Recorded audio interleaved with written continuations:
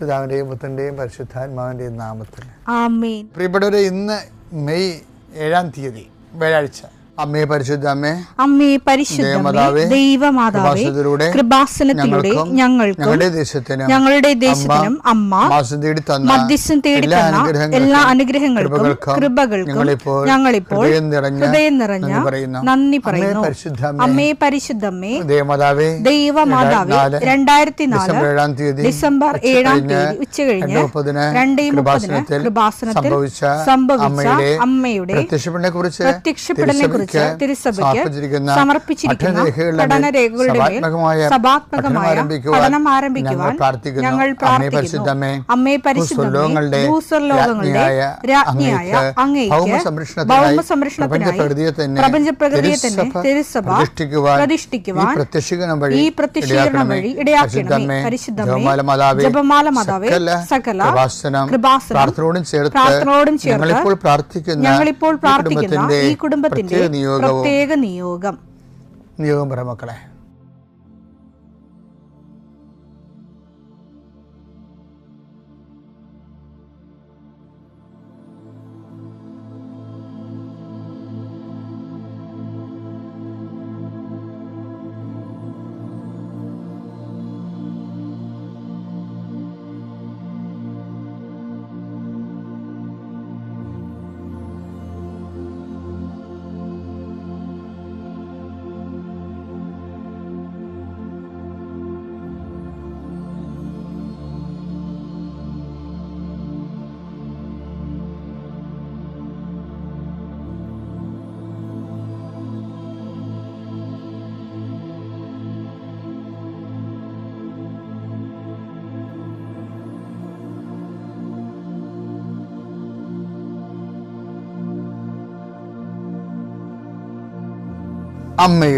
അമ്മയുടെ പ്രത്യക്ഷീകരണത്തിന്റെ ഈ അനുഗ്രഹവേളയിൽ ഞങ്ങൾക്ക് സാധിച്ചു തരുവാൻ കനിയണമേ.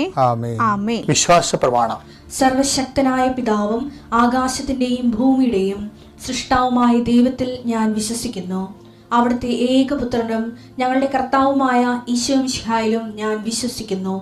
ഈ പുത്രൻ പരിശുദ്ധാത്മാവിനാൽ ഗർഭസ്ഥനായി കന്യകാമറിയത്തിൽ നിന്ന് പിറന്ന് പൊന്തിയോസ് പീലാത്തോസിന്റെ കാലത്ത് പീഡകൾ സഹിച്ച് കുരിശിൽ തറയ്ക്കപ്പെട്ട് മരിച്ച് അടക്കപ്പെട്ട് പാതാളങ്ങളിൽ ഇറങ്ങി മരിച്ചവരുടെ ഇടയിൽ നിന്ന് 3-ാം നാൾ ഉയർത്ത് സ്വർഗത്തിലേക്ക് എഴുന്നള്ളി സർവശക്തിയുള്ള പിതാവായ ദൈവത്തിന്റെ വലതുഭാഗത്തിരിക്കുന്നു. അവിടെ നിന്ന് ജീവിക്കുന്നവരെയും മരിച്ചവരെയും വിധിക്കുവാൻ വരുമെന്നും ഞാൻ വിശ്വസിക്കുന്നു. പരിശുദ്ധാത്മാവിലും ഞാൻ വിശ്വസിക്കുന്നു. വിശുദ്ധ കത്തോലിക്കാ സഭയിലും പുണ്യവാന്മാരുടെ ഐക്യത്തിലും പാപങ്ങളുടെ മോചനത്തിലും ശരീരത്തിന്റെ ഉയർപ്പിലും നിത്യമായ ജീവിതത്തിലും ഞാൻ വിശ്വസിക്കുന്നു. ആമേൻ. സുഖസ്ഥനായ ഞങ്ങളുടെ പിതാവേ, അങ്ങയുടെ നാമം പൂജിതമാകണമേ. അങ്ങയുടെ രാജ്യം വരണമേ. അങ്ങയുടെ തിരുമനസ് സ്വർഗത്തിലെ പോലെ ഭൂമിയിലും ആകണമേ. അന്നു വേണ്ടുന്ന ആഹാരം ഇന്ന് ഞങ്ങൾക്ക് തരണമേ. ഞങ്ങളോട് തെറ്റ് ചെയ്യുന്നവരോട് ഞങ്ങൾ ക്ഷമിക്കുന്നത് പോലെ ഞങ്ങളുടെ തെറ്റുകൾ ഞങ്ങളോടും ക്ഷമിക്കണമേ. ഞങ്ങളെ പ്രലോഭനത്തിൽ ഉൾപ്പെടുത്തരുതേ, തിന്മയിൽ ഞങ്ങൾ രക്ഷിക്കണമേ. ആമേൻ. നന്മ നിറഞ്ഞ മറിയമേ, സ്വസ്തി. കർത്താവ് അങ്ങയുടെ കൂടെ സ്ത്രീകളിൽ അങ്ങ് അനുഗ്രഹിക്കപ്പെട്ടവളാകുന്നു. അങ്ങയുടെ ഉദരത്തിൻ ഫലമായി ഈശോ അനുഗ്രഹിക്കപ്പെട്ടവനാകുന്നു. പരിശുദ്ധ മറിയമേ, തമ്പുരാന്റെ അമ്മേ, പാപികളായ ഞങ്ങൾക്ക് വേണ്ടി ഇപ്പോഴും ഞങ്ങളുടെ മരണസമയത്തും തമ്പുരാനോട് അപേക്ഷിക്കണമേ. ആമേൻ. കർത്താവേ, നിന്റെ ഉന്നതമായ നാമത്തിന് സ്വസ്ഥം ചെയ്യുന്നു. കർത്താവേ, നിന്റെ വിശുദ്ധ പൗരോഹിത്യത്തെ നീ മഹത്വപ്പെടുത്തണം. കർത്താവേ, സഭയിലുള്ള സാന്നിധ്യം നീ പ്രകടമാക്കണം. ഞാനെപ്പോഴും ഇങ്ങനെയാണ് പ്രാർത്ഥിക്കണം. ഈശോയെ, സഭയിലുള്ള നിന്റെ സാന്നിധ്യം ഞാൻ 100 വട്ടം കണ്ട് അനുഭവിച്ച 10,000 മനുഷ്യരിൽ അനുഭവേദ്യമായ സഭയിലുള്ള നിന്റെ സാന്നിധ്യം. കർത്താവെ, ഈ ദിവസം വെളുപ്പാങ്കാലത്ത് എഴുന്നേറ്റിരുന്നത് കൂടുന്നവരുണ്ട്. സമയം രാവിലെ ഇപ്പോൾ കിട്ടാത്ത കാരണം പിന്നീട് കൂടുന്ന മക്കളുമുണ്ട്. ആരായാലും ശരി കർത്താവെ, അവരെ നീ ആശീർവദിക്കണം. ഇന്നത്തെ ദിവസം അവരുടെ അശ്രദ്ധ കൊണ്ടായിരിക്കും ചിലപ്പോൾ സമയത്ത് അവരത് ഓർത്ത് കാണത്തില്ലായിരിക്കും. പക്ഷെ അകപ്പെട്ടു പോയി. അങ്ങനെയുള്ളവരെ കർത്താവ് ശിക്ഷിക്കരുത്. നീ അവരെ കരുണയോടെ ആദ്യതയോടെ ഞങ്ങൾ വിശ്വാസ പ്രമാണത്തിൽ 8 പറയുന്നുണ്ട്. അവൻ മരിച്ചു 3-ാം ദിവസം ഉയർത്തെഴുന്നേറ്റു, അവൻ പാതാളങ്ങൾ ഇറങ്ങി. അത് ഈശോയെ, മനുഷ്യൻ്റെ അകപ്പെട്ടു പോയ ഇടങ്ങൾ തോറ്റ് പരീക്ഷയുടെ പാതാളത്തിൽ പോയ ആൾക്കാരുണ്ട്. ഇൻ്റർവ്യൂവിന് തോറ്റ് വിസ പ്രോസസ്സിങ്ങിൽ പെട്ടുപോയവരുണ്ട്. അതിൻ്റെ ഒരു പാതാളം നിങ്ങളുടെ മുമ്പിലുണ്ട്. ഓരോ ബിസിനസ്സുകൾ, ഓരോ കച്ചവടങ്ങൾ നഷ്ടം വന്ന് നഷ്ടത്തിൻ്റെ പാതാളത്തിൽ പോയ ആൾക്കാരുണ്ട്. ഈശോയെ, രോഗങ്ങൾക്ക് മരുന്ന് കഴിച്ച് ഓപ്പറേഷൻ ഡോക്ടർ തന്നെ പറയുന്നു ഓപ്പറേഷൻ ചെയ്താലും ശരിയാകുമെന്ന് അറിയത്തില്ലെന്ന് പറയുമ്പോൾ രോഗത്തിൻ്റെ പാതാളത്തിൽ അകപ്പെട്ടവരുണ്ട്. ഈശോ, ഓരോ രാജ്യങ്ങളിൽ മെഡിസിനൊക്കെ എടുത്തിട്ട് തിരിച്ച് വന്നിട്ട് ഇന്ത്യൻ പരീക്ഷ എഴുതിയിട്ട് തോറ്റുപോയവരുണ്ട്. അവർക്ക് ആത്മവിശ്വാസം നഷ്ടപ്പെട്ടു പോയവരുണ്ട്. വിവിധ രാജ്യങ്ങളിൽ കർത്താവെ ഓരോരോ പരീക്ഷകൾ, അതുപോലെ തന്നെ ഓരോ തരത്തിലുള്ള തീസിസ് വർക്കുകൾ, PhD തീസിസ് വർക്കുകൾ, ചില പാതാളങ്ങളിൽ ചെന്ന് അകപ്പെട്ടവരുണ്ട്. ഈശോയെ, ചില ഗുരുക്കന്മാർ, ഗൈഡുമാർ ശിക്ഷിക്കുന്നവരുണ്ട്. മാനസികമായ പലതരത്തിലുള്ള സാഡിസ്റ്റുകളായിട്ടുള്ളവരുണ്ട്. ഈശോയെ, അങ്ങനെയുള്ള പാതാളങ്ങളിൽ ചെന്ന് അകപ്പെട്ടവരുണ്ട്. ഈശോയെ, ഇതുപോലെ ഓരോ വിഷയങ്ങളും മനുഷ്യൻ അനുഭവിക്കുന്ന സാമ്പത്തിക ചില കടങ്ങൾ, ചിലയിടത്ത് കൊണ്ടുപോയി പണയം വെച്ചിട്ട് അവസാനം നമ്മുടെ കിഡ്നി വരെ വിറ്റാലും തീരാത്ത അവസ്ഥയിൽ പുതിയ പലിശക്കടങ്ങൾ വന്ന് പാതാളത്തിൽ അകപ്പെട്ടവരുണ്ട്. ഈശോയെ, മനുഷ്യൻ്റെ എല്ലാ പാതാളങ്ങളിലേക്കും കല്യാണം കെട്ടാതെ വയസ്സായി നരച്ചു പോയി, കുഞ്ഞുങ്ങളില്ലാതെ നിന്ന് കുഞ്ഞുങ്ങൾക്ക് വേണ്ടിയുള്ള മോഹങ്ങളും പോയി, അങ്ങനെ പാതാളത്തിൽ അകപ്പെട്ടവരുണ്ട്. ഈശോയെ, നീയാണ് പുനരുദ്ധാനം, നീ മാത്രമാണ് പുനരുദ്ധാനം. ഞങ്ങളുടെ എല്ലാ നഷ്ടപ്പെട്ട പ്രതീക്ഷകളും, അടക്കപ്പെട്ട പ്രതീക്ഷകളെ കർത്താവ് നിൻ്റെ പ്രകാശത്താൽ, തിരുവുത്ഥാന പ്രകാശത്താൽ പുതിയ പ്രത്യാശ നൽകിക്കൊണ്ട് യേശു ക്രിസ്തുവിൻ്റെ നാമത്തിൽ എന്തെല്ലാം വിഷയത്തെ ദൈവവേദനെ നീ ഇന്ന് വേദനിക്കുന്നുണ്ടോ അതെല്ലാം കർത്താവിൻ്റെ നാമത്തിൽ നീങ്ങിപ്പോകട്ടെ ഈശോ നാമത്തിൽ കൽപ്പിക്കുന്നു. പിതാമ്പുത്രനും പരിശുദ്ധാത്മാവായ സർവ്വേശ്വരൻ നീക്കുവാമേ. എൻ്റെ പ്രിയപ്പെട്ടവരെ, ഇന്ന് നമ്മൾ ഡെയിലി ബ്രെഡിൽ ധ്യാനിക്കുന്ന വിഷയം ദൈവത്തിൻ്റെ സ്ഥൈര്യലേപനമാണ്. നിങ്ങളിത് അച്ഛൻ ഇങ്ങനെ കവളാസ് പൊട്ടിക്കണ പോലെ കാണരുത്.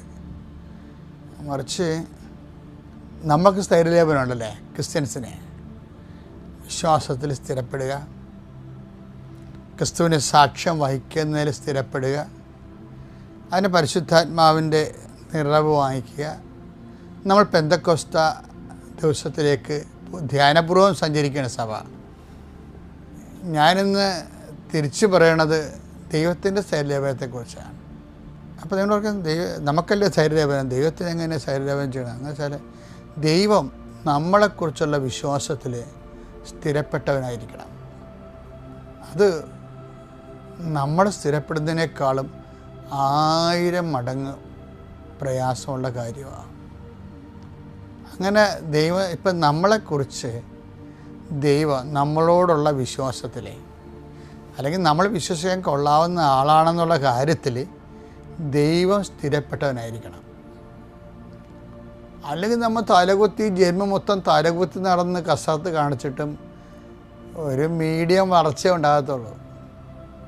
അപ്പോൾ നമ്മൾക്ക് ഉണ്ടാകുന്ന ഒരു വിഷയം, ഇപ്പം ഞാൻ കഴിഞ്ഞ കൊല്ലമൊക്കെ നിങ്ങളോട് പറഞ്ഞിട്ടുണ്ട്, അവനാവട്ടെ അവരിൽ വിശ്വസിച്ചില്ല എന്ന്. അത് കഴിഞ്ഞ ആഴ്ചയിലും പറഞ്ഞായിരുന്നു. അത് ഇതിൻ്റെ അടിസ്ഥാന പ്രമാണമാണ്. കാര്യം വെച്ചാൽ സെൻറ്റ് ജോണിൻ്റെ സുവിശേഷമല്ലേ, സെൻറ്റ് ജോണിൻ്റെ ഓരോ അത്ഭുതം കഴിയുമ്പോഴും ഈ നമ്മുടെ യോഹന്നാൻ ശ്ലീഹായുടെ സുവിശേഷം ഇല്ലേ, അതിൻ്റെ ഓരോ സുവിശേഷം കഴിയുമ്പോഴും ഓരോ മിറക്കിൾസ് കഴിയുമ്പോൾ യോഹന്നാൻ ശ്ലീഹ പറയുന്ന വാക്കാണത്, അങ്ങനെ അവർ അവനിൽ വിശ്വസിച്ചു. ഓരോ ഘട്ടം കഴിയുമ്പോഴും പറയും അങ്ങനെ. ഇപ്പോൾ ഉദാഹരണത്തിന് കാനായിലെ കല്യാണത്തിൽ വെള്ളം പിഞ്ഞാക്കി കഴിഞ്ഞ് അതിൻ്റെ പരിസമാപ്തി വരുമ്പോൾ എന്താ പറയണത്? യോഹന്നാൻ 2:11 യേശു തന്റെ മഹത്വം വെളിപ്പെടുത്തുന്നതിന് പ്രവർത്തിച്ച അടയാളങ്ങളുടെ ആരംഭമാണ് ഗലീലയിലെ കാനായിൽ ചെയ്ത ഈ അത്ഭുതം. അവന്റെ ശിഷ്യന്മാർ, അതാണ് പോയിന്റ്. എല്ലാ മിറക്കളും കഴിയുമ്പോൾ ഇത് പറയും യോഹന്നാൻ, എന്താണ്? അവൻ്റെ ശിഷ്യന്മാർ അവനിൽ വിശ്വസിച്ചു. ഇത് തന്നെയാണ് നമ്മുടെ 4-ാം അധ്യായത്തിലേക്ക് വരുമ്പോഴില്ലേ, നിക്കോദേമോസോട് സംസാരിച്ചതിന് ശേഷം യോഹന്നാൻ അതിൻ്റെ കൺക്ലൂഷൻ എഴുതി ചേർക്കുന്നുണ്ട്. അത് മനോഹരമാണ്. അത് യോഹന്നാൻ 3:36. പുത്രനിൽ വിശ്വസിക്കുന്നവന് പുത്രനെ വിശ്വസിക്കുന്നവന് നിത്യജീവൻ ലഭിക്കുന്നു. എന്നാൽ പുത്രനെ അനുസരിക്കാത്തവൻ ജീവൻ ദർശിക്കുകയില്ല. ദൈവകോപം അവന്റെ മേലുണ്ട്. ദൈവം അവൻ്റെ മേലുണ്ട്. അപ്പം എൻ്റെ മെയിൻ പുത്രനിൽ വിശ്വസിക്കുന്നവന് നിത്യജീവൻ ഉണ്ടെന്നും പറഞ്ഞാണ് ആ 3-ാം അധ്യായം അവസാനിക്കേണ്ടത്. ഇനിയിപ്പോൾ 4-ാം അധ്യായത്തിലേക്ക് വരാം. 4-ാം അധ്യായത്തിലെ ഡിസ്കോഴ്സ് ആരുമായിട്ടാണെന്ന് അറിയാമോ? സമറിയക്കാരിയുമായിട്ടുള്ള ഈശോയുടെ ഡിസ്കഷനാണ്. അത് അവസാനിക്കണേ എങ്ങനെയാണെന്ന് നോക്കിയേ. യോഹന്നാൻ 4:42. അവർ ആ സ്ത്രീയോട് പറഞ്ഞു, ഇനിമേൽ ഞങ്ങൾ വിശ്വസിക്കുന്നത് നിന്റെ വാക്കുമൂലമല്ല, കാരണം ഞങ്ങൾ തന്നെ നേരിട്ട് ശ്രവിക്കുകയും ഇവനാണ് യഥാർത്ഥത്തിൽ ലോകരക്ഷകനെന്ന് മനസ്സിലാക്കുകയും ചെയ്തിരിക്കുന്നു. ഓരോ അധ്യായം കഴിയുമ്പോഴും ആദ്യം കാനായിലെ സ്ത്രീയെ അവതരിപ്പിക്കും. എന്നിട്ട് പറയും അങ്ങനെ അവർ അവനിൽ വിശ്വസിച്ചു എന്ന് പറയും. പിന്നീട് മൂന്നാമത്തെ അധ്യായത്തിൽ നിക്കോദീമോസിനെ അവതരിപ്പിച്ചിട്ട് പറയും അവനിൽ വിശ്വസിച്ചു, അവന് വിശ്വസിക്കുന്ന നിത്യജീവനുണ്ടെന്ന് പറയും. 4-ാം അധ്യായത്തിൽ സമരക്കാരനെ അവതരിപ്പിച്ചിട്ട് ജനങ്ങൾ സമരക്കാരിൽ നിന്ന് സുവിശേഷം കേട്ടതിന് ശേഷം അവളോട് പറയും, ഇനി നീ പറഞ്ഞത് കൊണ്ടല്ല, ഞങ്ങൾ നേരിട്ട് കണ്ടിരിക്കുന്നു, അവനാണ് ക്രിസ്തു എന്ന് വിശ്വസിച്ചിരിക്കുന്നത്. ഇത്ര മനോഹരമാണെന്നറിയാമോ? ഇത് കേൾക്കണമെങ്കിൽ ഞാനിത് വേറെ പുസ്തകത്തിൽ നോക്കി പറയണല്ല കേട്ടോ, പഠിച്ച് കമൻറ്റർ നോക്കി പറയണല്ല. എൻ്റെ ശ്രദ്ധയിൽ കഴിഞ്ഞ ദിവസങ്ങളിൽ പരിശുദ്ധാത്മാവ് ഇങ്ങനെ തോണ്ടി പറഞ്ഞതാണ് ഇങ്ങനെ ഒരു സംഭവം എൻ്റെ വെള്ളി കൂടി പോകേണ്ടെന്ന്. ഇനിയിപ്പോൾ ഇതിൻ്റെ അകത്ത് തന്നെ 4 തന്നെ രാജസേവകൻ്റെ കർത്താവ് എൻ്റെ പുത്രൻ രോഗബാധിതനായി വീട്ടിൽ കിടക്കുകയാണ് എന്ന് പറഞ്ഞില്ലേ. എന്നിട്ട് പിന്നീട് രാജസേവകൻ്റെ റെസ്പോൺസ് കണ്ട യോഹന്നാൻ 4:53 നിന്റെ മകൻ ജീവിക്കുമെന്ന് യേശു പറഞ്ഞത് ആ മണിക്കൂറിൽ തന്നെയാണെന്ന് ആ പിതാവ് മനസ്സിലാക്കി അവനും കുടുംബവും മുഴുവൻ വിശ്വസിച്ചു.